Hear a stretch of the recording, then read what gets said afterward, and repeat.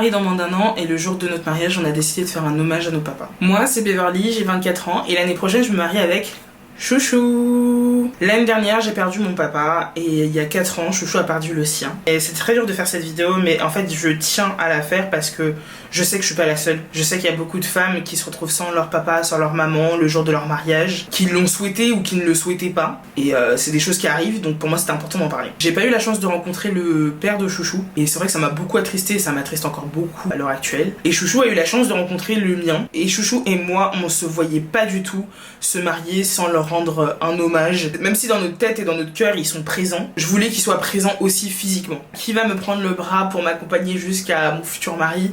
Je sais qu'il y a mes frères, donc c'est eux qui reprendront ce rôle-là. Mais c'est vrai que forcément, ça me fait un petit pincement au cœur, un gros pincement au cœur même. Mais c'est la vie, j'ai pas choisi. Du coup, on a décidé de leur rendre hommage tout au long de la journée, que ce soit avec des objets personnalisés pour eux. On a de la chance, on a encore nos mamans.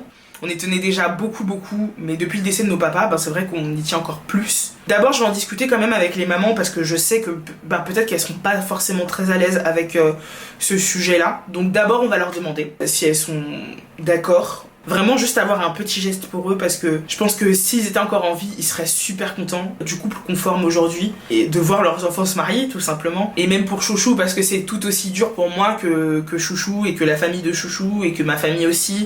C'est pas un sujet facile, mais c'est un sujet qui compte. Je trouve qu'on a un couple qui est assez fort mentalement. Je sais que je peux me reposer sur Chouchou quand je vais pas bien. Chouchou sait qu'il peut se reposer sur moi quand il n'est pas bien aussi. On a nos familles au quotidien qu'on peut appeler, avec qui on peut discuter, mais la personne avec qui je vis tous les jours, c'est Chouchou.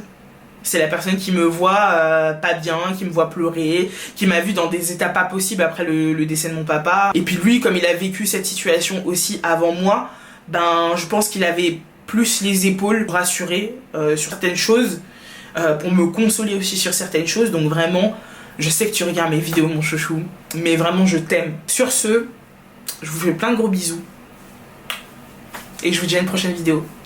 Bye.